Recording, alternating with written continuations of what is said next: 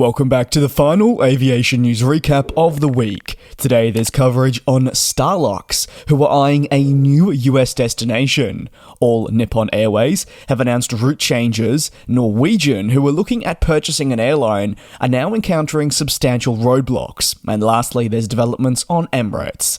But let me begin with Starlux. They've officially announced that they plan to launch a service from Taipei to San Francisco from the 16th of December 2023. The route, which their Airbus A350-900 will operate, has been actually a long time in the making. Initially, the SFO connection will operate thrice a week before getting a substantial boost from March 2024, when it will move to daily. Therefore, San Francisco joins Los Angeles as the two US cities the relatively new Taiwanese airline will serve. However, the presence is only scheduled to grow further with time. Starlux has once again identified Seattle as a port that it wishes to commence services to, from sometime in 2024 with the Airbus A350. Currently, it only has 3 A350s in service, but the commitment to the A350 is more than present, and future aircraft units, including the A350-1000, which one day will arrive, are sure to make new opportunities possible. While Seattle remains a focus for their Western US plans, the airline has actually already outlined an ambitious goal to fly further, with New York pitted as a destination of interest. However, as discussed earlier this year and mentioned by key executives at the airline to Reuters, its complication with deliveries of Airbus aircraft, that being your A350s, have meant that they've been unable to move ahead with these New York flights maybe as soon as they would have preferred. That doesn't mean though that it won't happen at some point, so definitely keep your eyes on that Seattle and New York connection that they'll look to launch from Taipei at some point. Staying within Asia and heading over to all Nippon Airways that have announced future flight schedule updates as they continue to adapt to market trends and prepare for the upcoming busy months ahead. From early October, the airline says it will be increasing its flights seen on the Tokyo-Narita to Shanghai service. With 3 more round trips per week, this service will operate as NH959 and 960 and begin from the 2nd of October. Additionally, Kansai to Shanghai will add 5 round trips per week. The new route sees an increase in the number of flights being offered, ultimately from the 3 initial round trips. However, ANA has also pretty excitingly unveiled its plan to offer services to European destinations from October 29th, 2023 through to March 30, 2024. Haneda to London, operating as NH211 and 212, will offer 7 round trips per week, while Haneda to Paris will see 3 round trips a week. Frankfurt is next on the list, operating as NH203 and 204, and also NH223, 224, operating 7 round trips per week each. That is fantastic for Frankfurt.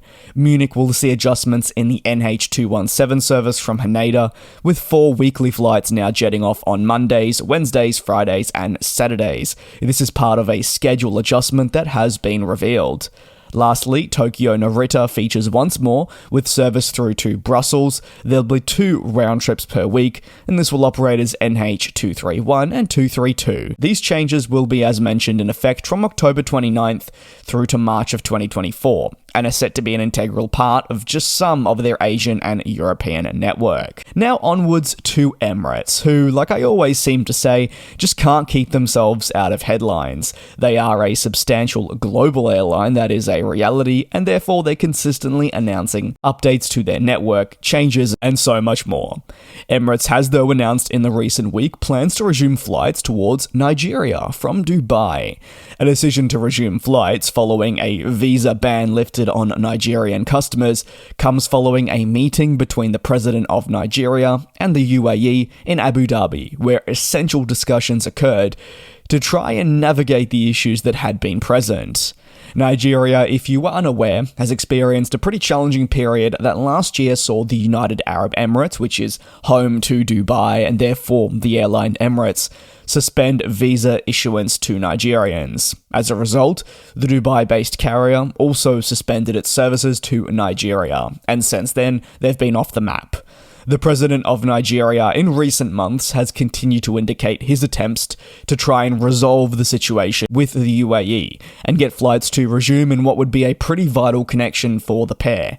And it now looks likely that a breakthrough has happened with discussions between the two presidents and that we will see that resumption. Such a dispute between Nigeria and the UAE has been an ongoing one, with primarily concerns about financial positions, stability within the country, and much more. Although, as now we seem to have a breakthrough, it is great news for Nigeria and for the Emirates Airline that can now clearly see a pathway ahead into this country. On to the final story of today, and this focuses around Norwegian and their purchase of Wideroe Airline. Now, I know this may not be the pronunciation. I actually had to look at a pronunciation site, and the local pronunciation was not something I could do, so apparently Wideroe is how you say it in the USA English, so hopefully you understand what I am meaning.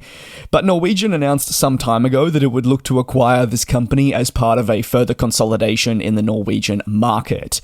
However, these plans are under substantial scrutiny as competition authorities in Norway have flagged the potential purchase. The governing bodies believe that such a collaboration effort would see Wideroe become part of Norwegian, but it may actually impact the overall travel market within Norway. As a result, the intricacies of the deal will be put under a fine microscope to really determine if it could still go ahead.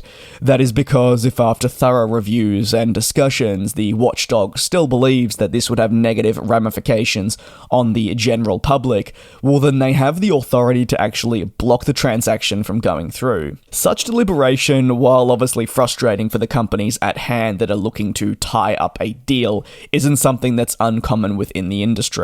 I probably look at right now Qantas as the perfect example, who have been under a massive amount of criticism from the ACCC, which is Australia's consumer watchdog, who have looked to block multiple purchase agreements that Qantas had, multiple cooperations, and so much more.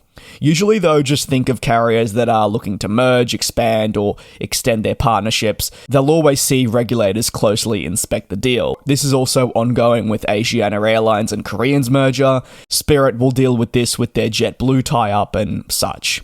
The primary purpose is to understand whether a tie-up or collaborative effort will jeopardize other companies and negatively impact customers with potential rises in airfares in this situation. Norwegian has said that it wants to work very closely with the authorities to ensure that government approval can be granted, and ultimately a thorough review will take place before an agreement is to be reached. That's going to conclude today's aviation news recap and this week's coverage on the aviation industry. Thank you so much dearly for your support. I truly do mean it. I hope you've enjoyed the content. Stay tuned, as while tomorrow will be an off day, I'll be back on Monday to take a look at all the latest developments. And we'll fly.